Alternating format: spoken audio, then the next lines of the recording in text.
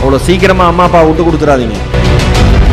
பணத்தில் ஸ்டேட்டஸில் பெரிய ஆளாக இருப்பானா, இல்லை ஒருத்தர் இண்டஸ்ட்ரி வச்சிருக்கிற ஸ்டேட்டஸில் பெரிய ஆளாக இருப்பாரா? அப்படிதான் இருந்தது ஸ்டேட்டஸ். இன்னைக்கு ஃபோன் வச்சிருக்கிற அத்தனை பேரும் கேட்குறான், என் ஸ்டேட்டஸ் பார்த்தியான்னு. ஃபேஸ்புக் மூலமா ஏற்பட்ட காதலால பெற்ற தாயை கழுத்தை நெரித்து கொன்ற சம்பவம் இதே தமிழகத்தில் நடந்திருக்கு, மறந்துடாதீங்க. ஒரு வாரம் மொபைல் போன் மட்டும் யூஸ் பண்ணாம மட்டும் இருந்து பாருங்க, ஒரு வாரத்திலே மிகப்பெரிய மாற்றத்தை உங்களால் உணர முடியும். எல்லா பைத்தியமும் எல்லா ஹாஸ்பிட்டலையும் நார்மலா இருக்கு. ஏன்னா அவனை விட பெரிய பைத்தியம் போன்ல இருக்கான். உங்கள் நண்பன் உண்மையிலேயே உங்களுக்கு நண்பன் என தெரிய வேண்டுமா, 2 நாட்கள் அவனை பகைவனாக்கி பாருன்னு ஒரு பொன்மொழி இருக்கு. ட்விட்டர்லயும் இன்ஸ்டாலையும் மெசேஜ் பண்றாங்க அப்படிங்கிற ஒரு காரணத்துக்காக ஏதோ வாழ்க்கையை அவன் தான் காப்பாற்ற வந்தவன் அப்படின்னு பொண்ணுங்க நினைச்சீங்க அப்படின்னா உங்களை மாறி முட்டாள்கள் உலகத்தில் வேற யாருமே கிடையாது. தன்னை தந்தைகள் தன்னுடைய தன்மானத்தை அடக வைத்து தன்னுடைய குழந்தைகளை படிக்க வைக்கிறார்கள் என்பது அப்பாவை நேசிப்பவர்களுக்கும் அம்மாவை நேசிப்பவர்களுக்கும் நன்றாக தெரியும். கருப்பை புற்றுநோய் குறித்த சந்தேகங்களுக்கான தங்கம் ஹோப்பை இலவசமாய் அணுகுங்கள். அவ்வளவு சீக்கிரமா அம்மா அப்பா விட்டு கொடுத்துறாதீங்க. அவ்வளோ சீக்கிரமாக விட்டு கொடுத்துறாதீங்க. நீங்கள் எங்கே வேணால் போகலாம், யார் கூட வேணால் இருக்கலாம், என்ன வேணால் பேசலாம், என்ன வேணால் செய்யலாம். உங்களுக்கு வீட்டு ஞாபகம் வீட்டில் இருக்கிறப்ப கூட அதிகமாக இருக்கிறது இல்லை. காரணம் ஃபோன். இன்னைக்கு ஸ்டேட்டஸ் என்ன அப்படின்னு முதல்ல எல்லாம் ஸ்டேட்டஸ்ன்னு பேசுனது, ஒருத்தன் படிப்பில் ஸ்டேட்டஸில் பெரிய ஆளாக இருப்பானா, ஒருத்தன் தொழிலில் ஸ்டேட்டஸில் பெரிய ஆளாக இருப்பானா, இல்லை ஒருத்தன் பணத்தில் ஸ்டேட்டஸில் பெரிய ஆளாக இருப்பானா, இல்லை ஒருத்தர் இண்டஸ்ட்ரி வச்சிருக்கிற ஸ்டேட்டஸில் பெரிய ஆளாக இருப்பாரா? அப்படிதான் இருந்தது ஸ்டேட்டஸ். இன்னைக்கு ஃபோன் வச்சிருக்கிற அத்தனை பேரும் கேட்குறான், என் ஸ்டேட்டஸ் பார்த்தியான்னு. வாட்ஸ்அப்பு, ட்விட்டரு, எஃபி, இன்ஸ்டாகிராமு, ஸ்மார்ட் போன். நீங்க ஸ்மார்ட் ஆகிறதுக்கு, நீங்க வீணா போறதுக்கு கிடையாது. திருவள்ளூர் பக்கத்தில் ஒரு கல்லூரி படிக்கிற இரண்டாவது வருஷம் செகண்ட் இயர் படிக்கிற ஒரு மாணவி ஃபேஸ்புக் மூலமா ஏற்பட்ட காதலால பெற்ற தாயை கழுத்தை நெரித்து கொன்ற சம்பவம் இதே தமிழகத்தில் நடந்திருக்கு, மறந்துடாதீங்க. ஒரு நிமிஷம் உட்கார்ந்து அப்படியே யோசிச்சு பார்த்தா பயமா இருக்கு. நம்ம இளைஞர்கள்லாம் எங்க போறாங்க, ஏன் இப்படி இவ்வளவு தடமாறிட்டாங்க அப்படின்னு யோசிச்சா, இன்னொரு பக்கம் இளைஞர்கள் ரொம்ப சூப்பரா நிறைய விஷயங்கள் பண்றாங்க, ஒரு பக்கம் இளைஞர்கள் என்ன பண்ணணும்னு தெரியாமே இருக்காங்க. ஒரே விஷயம் சொல்லவா, ஒரு வாரம் உடம்பு சரியில்லைன்னா மாத்திரை போடுறீங்கல்ல, வழக்கமான ஆக்டிவிட்டி எதுவுமே பண்ண முடியல, அமைதியா படுத்திருக்கீங்கல்ல, ஒரு வாரம் பெட் ரெஸ்ட் மாதிரி நினைச்சுக்கிட்டு ஒரு வாரம் மொபைல் போன் மட்டும் யூஸ் பண்ணாம மட்டும் இருந்து பாருங்க, ஒரு வாரத்திலே மிகப்பெரிய மாற்றத்தை உங்களால் உணர முடியும். தயவு செஞ்சு பைத்தியம் ஆயிட்டாங்க பாதி பேர் போன்ல. இந்த டிக்டாக்னு ஒன்று இருக்கு, டிக்டாக்கா, அது ஆற்றல் உடையவன் கரெக்டா பயன்படுத்துறான். இந்த குடும்பத்தில் இருக்கிற பொம்பளைங்கெல்லாம் டான்ஸ் ஆடிக்கிட்டு இருக்கு. டிக்டாக்கை போட்டுவிட்டு ஒரு அக்கா கிச்சனில் ஆடிக்கிட்டு இருக்கு, கேஸ் போய்கிட்டு இருக்கு, குக்கர் வெடிச்சு இந்த டான்ஸ். பாதி பேர் மென்டல் ஆயிட்டான் நம்ம ஊரில். டிக்டாக் வந்து ஒரு சைனாக்காரன் பைட் டான்ஸ்னு ஒன்று கண்டுபிடிச்சா அவன் 5 லட்சம் கோடி அந்த டேர்ன் ஓவர் பண்ணுறான் அந்த கம்பெனியை வச்சு. நாம ஒவ்வொரு டைலாக்கா ஒவ்வொரு பாட்டா. இப்ப பைத்தியம்லாம் நார்மலா இருக்கு நம்ம ஊர்ல. எல்லா பைத்தியமும் எல்லா ஹாஸ்பிட்டலையும் நார்மலா இருக்கு. ஏன்னா அவனை விட பெரிய பைத்தியம் போன்ல இருக்கான். நீங்க தொலைபேசிய போனை எவ்வளவு இன்டெலெக்சுவலா யூஸ் பண்றீங்களோ அவ்வளவு நல்லது உங்களுக்கு. ஒன்னு சொல்றேன், உங்களை சார் இந்த உலகத்துல அம்மா அப்பா மாதிரி நான் இருப்பேன், அம்மா அப்பா மாதிரி நான் இருப்பேன், அப்பா மாதிரி நான் இருப்பேன், அம்மா மாதிரி நான் இருப்பேன், அப்பா மாதிரி நான் பார்த்துக்குவேன், அம்மா மாதிரி நான் பார்த்துக்குவேன் 1000 பேர் சொன்னாலும் அழுத்தமாக சொல்லுகிறேன், உங்கள் அம்மாவை போல் அப்பாவை போல் இன்னொருவர் இந்த உலகத்தில் உங்களுக்கு கிடைக்க வாய்ப்பே இல்லை. வாய்ப்பே இல்லை. சும்மா உங்களை ஃப்ளர்ட் பண்றதுக்கு என்ன வேணா பேசலாம், அக்கறையா இருக்கிற மாதிரி காமிக்கலாம். எனக்கு பிடிச்ச பொன்மொழி, உங்கள் நண்பன் உண்மையிலேயே உங்களுக்கு நண்பன் என தெரிய வேண்டுமா? இந்த வாசகத்தை நீங்க பயன்படுத்தி கூட பாருங்க. இந்த வாக்கியத்தை, உங்கள் நண்பன் உண்மையிலேயே உங்களுக்கு நண்பன் என தெரிய வேண்டுமா, 2 நாட்கள் அவனை பகைவனாக்கி பாருன்னு ஒரு பொன்மொழி இருக்கு. 2 நாள் அவனை எளிமையாக்கி பாருங்க உன் ஃப்ரெண்டை. அவன் என்னென்ன வேலை நமக்கு எதிராக செய்யறான்னு தெரியும். உனக்கு எதிரியா இருந்தும் ஒருத்தவனுக்கு நன்மை செய்யறான்னு வச்சுங்களேன், அவன் தான் உண்மையான நண்பன். அந்த மாதிரி நண்பர்களை தேர்ந்தெடுத்து பழக கத்துங்க. யாரோ ஒருத்தர் எங்கேயோ ஃபேஸ்புக்லையும் ட்விட்டர்லையும் இன்ஸ்டாலையும் மெசேஜ் பண்றாங்க அப்படிங்கிற ஒரு காரணத்துக்காக ஏதோ வாழ்க்கையே அவன் தான் காப்பாற்ற வந்தவன் அப்படின்னு பொண்ணுங்க நினைச்சிங்க அப்படின்னா உங்களை மாதிரி முட்டாள்கள் உலகத்தில் வேற யாருமே கிடையாது. ரொம்ப எளிமையா உங்களை எல்லாராலையும் வீழ்த்தி விட முடியும். தயவு செஞ்சு அதுக்கு போகவே போகாதீங்க. போக்கஸ்டா இருங்க. எந்த குடும்ப பின்புலத்திலிருந்து வந்தோம், யார் நம்ம அம்மா, யார் நம்ம அப்பா, எவ்வளவு கஷ்டப்பட்டு நம்மளை படிக்க வைக்கிறாங்க, நம்ம எப்படி படிக்கணும், இந்த சமுதாயத்தில் எப்படி உயர்ந்து நிற்கணும், எந்த கொங்கு நாடு கல்வி குழுமத்தில் நாம் படிச்சு வெளியில போனோமோ அதே கொங்கு நாடு கல்வி குழுமத்தில் ஆனுவல் டேக்கு சீஃப் கெஸ்டா வரணும், இதாண்டா என்னுடைய லட்சியம் நினைச்சு வெளில போங்க, ஜெயிப்பீங்க. நீங்கள் படித்த படிப்பை வெறும் வேலைக்காக மட்டும், வெறும் பணத்திற்காக மட்டும் கொண்டு போய் சேர்க்கிற மாணவர்களாக மாணவிகளாக இல்லாமல் இந்த சமுதாயத்திற்கு என்ன பண்ணணும்னு யோசிச்சீங்கன்னு வச்சுங்களேன், நீங்க கிங்கு. உதாரணம் டாக்டர் அப்துல் கலாம். அந்த மனுஷன் அக்னி ஏவுகணை திட்டத்தினுடைய இயக்குனராக இருக்கார். ஒரு பொது நிகழ்ச்சிக்கு போயிருக்காரு. பல பொது நிகழ்ச்சிகள் போறப்ப அப்துல் கலாமினுடைய அந்த அவங்களை நேசிக்கிற அத்தனை பேருமே மேடைக்கு வருவாங்களாம்.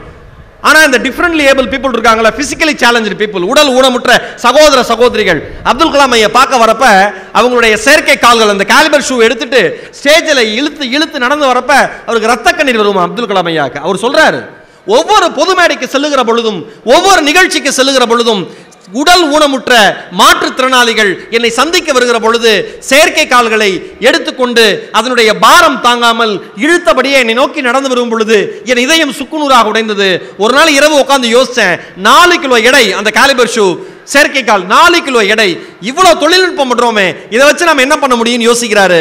அப்ப அக்னி ஏவுகணை திட்டத்தினுடைய இயக்குனராக இருக்காரு. ஏவுகணையினுடைய வெயிட்டை குறைக்கிறதுக்காக, எடையை குறைக்கிறதுக்காக கார்பன் காம்போசிட்ங்கிற ஒரு மெட்டீரியலை பயன்படுத்துறாங்க. ஏவுகணையினுடைய முன்பகுதி கூம்பு வடிவத்தில் இருக்கும் பாத்தீங்களா, அந்த கூம்பு வடிவத்தில் இருக்கிற எடையை குறைக்கிறதுக்காக கார்பன் காம்போசிட்ங்கிற ஒரு மெட்டீரியலை யூஸ் பண்றாங்க. அதை யூஸ் பண்ணோம்னா எடையும் குறையும், வலிமையும் அதிகமா இருக்கும். அவர் யோசிக்கிறாரு, ஹைதராபாத்தில் இருக்கிற நிஜாம் இன்ஸ்டிடியூட் ஆஃப் மெடிக்கல் சயின்ஸினுடைய தலைவர் டாக்டர் மிசாத் மற்றும் டாக்டர் நரேந்திரநாத் கால் பண்றாரு. அக்னி ஏவுகணை திட்டத்தில் இருக்கிற நிறைய சயின்டிஸ்ட் கால் பண்றாரு. இந்த கார்பன் காம்போசிட் மெட்டீரியலை பயன்படுத்தி செயற்கை கால்களை உருவாக்க முடியுமா, அது சாத்தியமான்னு கேட்கிறாரு. சாத்தியம், முயற்சி பண்ணலாங்கிறாங்க. அப்துல் கலாமுடைய குழு எல்லாரும் சேர்ந்து முயற்சி பண்றாங்க. கார்பன் காம்போசிட் எந்த ஏவுகணைக்கு எடையை குறைப்பதற்காக அந்த மெட்டீரியலை யூஸ் பண்ணாங்களோ அதே மெட்டீரியல் பயன்படுத்தி 4 கிலோ எடையுடைய அந்த செயற்கை கால்களை 400 கிராம் எடையுடைய செயற்கை கால்களாக மாற்றி காண்பித்தார். இந்தியாவில் வாழ்ந்தும் மறைந்தும் இன்றும் நம்மிடையே வாழ்ந்து கொண்டிருக்கிற டாக்டர் அப்துல் கலாம். அதை லான்ச் பண்ற ஃபங்க்ஷன் நடந்துதான். அப்துல் கலாம் எழுதுறார், எடை குறைவான, விலை குறைவான அந்த செயற்கை கால்களை என் நாட்டு குழந்தைகளுக்கு பொருத்தி பார்க்கிற நிகழ்ச்சி நடந்தது. ஒரு காலில் செருப்பு போடுறது மாதிரி அவர்கள் அந்த செயற்கை கால்களை அணிந்து கொண்டு ஓடுவதும் சைக்கிள் மிதிப்பதையும் பார்த்து என் உள்ளம் சிலிர்த்து போனது. ஒரு சயின்டிஸ்டா, ஒரு விஞ்ஞானியாக, ஒரு தேசம் முடங்கி போன தேசத்தில் இருக்கிற சகோதரர்களையும் சகோதரிகளையும் எழுந்து நிற்க உதவி செய்ததுதான் என் வாழ்க்கையில் என் விஞ்ஞானத்தை கொண்டு நான் செய்த மிகப்பெரிய சாதனை என்று எழுதுகிறார். அவ்வளோதான். படித்தது சம்பாதிக்கிறதுக்கும், படித்தது நம்ம அறிவை வளர்த்துக்கிறதுக்கும், படித்தது மூலியமாக நம்ம குடும்பத்தை முன்னேற்றது மட்டும் இல்லை படிப்பு. நீ படித்த படிப்பு இந்த சமுதாயத்திற்கு எப்படி உதவி செய்து, அதுதான் படிப்பு. எந்த பேக்ரவுண்டும் இல்லாமல் யார் வேணா மேலே வரலாம். ஏஆர் ரஹ்மான் ஒரு பேட்டியில் சொல்லியிருந்தார், நான் இந்த சாதி அதனால என்ன அமைக்கிட்டாங்க, நான் இந்த மதம் அதனால என்ன அமைக்கிட்டாங்க, எங்கள் அப்பா ஒன்றுமே இல்லாத பேக்ரவுண்ட்லேருந்து வந்தவர், அதனால என்னால் ஜெயிக்க முடியல, எனக்கு இன்னொரு சான்ஸ் கிடைச்சிருந்தா ஜெயிச்சிருப்பேன், இந்த எந்த கதையுமே யாரும் சொல்லாதீங்கன்னார் ஏஆர் ரஹ்மான் ஒரு பேட்டியில். அவர் சொன்னார், டேய் நீ ஜெயிக்கணும்னு நினச்சா நீ உழைக்கணும். நீ ஜெயிக்கிறதுக்கு 2 வருஷம் ஆகலாம், அல்லது 10 வருஷம் ஆகலாம், அல்லது 20 வருஷம் ஆகலாம், ஏன் 40 வருடம் கூட ஆகலாம். ஆனால் உழைக்கிறவன் மட்டும்தான் இந்த உலகத்தில் ஜெயிப்பான், மற்ற எவனும் ஜெயிக்க மாட்டான்னார். உழைக்கணும், கடுமையா உழைக்கணும். இந்த நாடு முன்னேறத்துக்குன்னு உழைக்கணும். நீங்கள் படித்த படிப்பை எப்பொழுது பொருளாதாரத்திற்கு உதவி செய்கிற ஒரு வாயிலாக மட்டும் பார்க்காமல் இந்த நாட்டை முன்னேற்றுவதற்கான ஒரு மிகப்பெரிய தூணாக பார்க்கிறீர்களோ அப்ப இந்த நாடு மிகப்பெரிய வல்லரசா மாறும். டாக்டர் அப்துல் கலாம் அவர்கள் கனவு கண்ட மாதிரி. இருக்கிற அத்தனை பேருக்கும் நான் சொல்றேன், பெற்றோர்கள், மாணவர்கள், மாணவிகள் அத்தனை பேருக்கும் இந்தியா மாதிரி ஒரு தேசத்தில் பிறந்ததுக்கு நீங்க பெருமைப்படணும், மறந்துடாதீங்க. வேற எந்த நாட்டுக்கும் இந்த பெருமையோ இந்த வரலாற்று பாரம்பரியமோ எதுவுமே கிடையாது. தமிழன் 2000 ஆண்டு கால பாரம்பரியம் கொண்டவன், பழமை கொண்டவன் என்று பேசுகிற பொழுது உலகம் முழுக்க இருக்கிறவளா கிண்டல் அடிச்சப்ப கீழடியினுடைய ஆராய்ச்சி தமிழன் வாழ்ந்த நாகரிகம் ஒப்பற்ற உலக நாகரிகம் என்று நிரூபித்தது. இந்த நாடு அந்த மாதிரி, இந்த தேசம் அந்த மாதிரி, நம்ம உணர்வு அந்த மாதிரி. எங்க போனாலும் இந்தியன் ஜெயிக்கிறான், எங்க போனாலும் தமிழன் ஜெயிக்கிறான். ஏன்? அவனுக்கு தான் இந்த வெறி இருக்கு. இதற்கு முன்னாடி இருந்தாரு அமெரிக்க அதிபராக இருந்த மரியாதைக்குரிய ஒபாமா அவர்கள் ஒரு பள்ளியினுடைய ஆண்டு விழாவில் பேசுறப்ப சொன்னாரு, அமெரிக்கர்களை நான் பாராட்டுகிறேன், அமெரிக்காவில் பள்ளியில் படிக்கிற மாணவர்களை நான் வாழ்த்துகிறேன். ஆனால் ஒரு 10 அமெரிக்க இளைஞனுடைய மூளை ஒரு இந்திய இளைஞனுடைய மூளைக்கு சமம் என்று சொன்னார். அவ்வளவு ஆற்றல் உங்களுக்கு இருக்கு. உங்களோட பிரச்சனை என்ன தெரியுமா? உங்களுடைய இவ்வளவு பெரிய ஆற்றலை எந்த இடத்துல கொண்டு போய் கொடுக்கிறதுன்னு தெரியாம உங்களுக்கு டைவர்ஷன் நிறைய இருக்கு, டிஸ்ட்ராக்ஷன் நிறைய இருக்கு. அதுதான் பிரச்சனையே. தேவையில்லாம ஒரு நடிகர்களை வாழ்த்துவதற்கும் நடிகைகளை வாழ்த்துவதற்கும் தேவையில்லாம கெட்ட பழக்கங்கள்ல நேரத்தை செலவழிக்கிறதுக்கும் சம்பந்தமே இல்லாத வார்த்தைகளை பேசி மகிழ்வதற்கு மட்டும்தான் நீங்க நேரத்தை செலவு பண்றீங்க. ஒரே கொஞ்ச நேரம் யோசிச்சு வாழ்க்கையில எப்படா முன்னேறலாம் அப்படின்னு உட்கார்ந்து யோசிக்க ஆரம்பிச்சீங்கன்னா நீங்க வாழ்க்கையில முன்னேறிடுவீங்க. ராணியார் அரசு மேல்நிலை பள்ளியின் புதுக்கோட்டையில் இருக்கு. 11வது படிக்குது ஜெயலட்சுமி ஒரு மாணவி. அப்பா கிடையாது, அப்பா கூட இல்ல. அம்மா மனநலம் பாதிக்கப்பட்டவர், மறந்துடாதீங்க, அம்மா மனநலம் பாதிக்கப்பட்டவர். ஒரு தம்பி 8வது படிக்கிறான். நாசா போகிறதுக்கான தகுதி தேர்வு வைக்கிறாங்க. நாசா போகிறதுக்கான தகுதி தேர்வு வைக்கிறாங்க. ஜெயலட்சுமி என்கிற அந்த அரசு பள்ளியில் படிக்கிற மாணவி, குடும்ப பின்புலமே இல்லாத ஒரு மாணவி, தந்தை அருகில் கிடையாது, தாய் மன வளர்ச்சி குன்றியவர். தம்பி 8வது படிக்கிறான். பார்ட் டைமா முந்திரி விட்டு அதில் கிடைக்கிற வருமானத்தில் அந்த குழந்தை படிக்கிறாள். 11ஆம் வகுப்பு படிக்கிற அந்த ஜெயலட்சுமி என்கிற அந்த குழந்தை நாசா செல்வதற்கான அனுமதி தேர்வை, தகுதி தேர்வை எழுதி பாஸ் பண்ணிட்டா இந்த மே மாசம் நாசாக்கு போறா. புதுக்கோட்டையிலிருந்து நம்ம தமிழச்சி. கவர்மெண்ட் ஸ்கூல் வந்து செலக்ட் ஆன ஒரே குழந்தை. அந்த குழந்தைகிட்ட பேசுறப்ப கேட்கறாங்க பத்திரிகையாளர்கள்னா, எப்படா செல்ல உன்னால அச்சீவ் பண்ண முடிஞ்சது? சார் நான் தான் சார் குடும்பத்தை பார்த்துக்கிறேன், எனக்கு கிடைக்கிற சொற்ப வருமானத்தில் குடும்பத்தை பார்த்துக்கிறேன் சார், மழையும் வெயிலும் எங்கள் வீட்டுக்குள் வருவது சகஜம் சார், இந்த நிலைமை மாறணும் அப்படின்னா படிக்கணும்னு எனக்கு தெரியும் சார், படிச்சா மட்டும்தான் சார் தலையெழுத்து மாறும். நான் சொல்லவா, ஜெயலட்சுமி மாதிரி 10,000 ஜெயலட்சுமி இந்த நாட்டில் இருக்கிறார்கள். வெளிச்சத்துக்கு வரல, அவர்களுக்கான திசை என்னன்னு தெரியல, அவ்வளவுதான். வாழ்க்கையில எதுவுமே இல்லை, எனக்கு இன்னும் கொஞ்சம் நல்லா இருந்ததுன்னா நான் சூப்பரா இருந்திருப்பேன். அப்பாட்ட போய் அப்பா இன்னும் நல்ல ஷூ வாங்கி கொடு, அப்பாட்ட போய் அம்மா எனக்கு இன்னும் நல்ல சுடிதார் வாங்கி கொடு, எனக்கு நல்லா பேனா வாங்கி கொடு, எனக்கு இன்னைக்கு இருக்கிற ட்ரெண்ட் இருக்கிற ஸ்மார்ட் போன் வாங்கி கொடு. இங்க இருக்கிற அத்தனை ஸ்டூடெண்ட்ஸ் யோசிச்சு பாருங்க, உங்க அப்பா கையில அம்மா கையில ஸ்மார்ட் போன் இருக்கா? அவங்க எந்நேரம் ஸ்மார்ட் போன்லயே மூழ்கி இருக்காங்களா? உங்க அம்மா அப்பாவும் போன்ல இருந்தா நீங்க நடுத்தருவில் இருக்கணும்.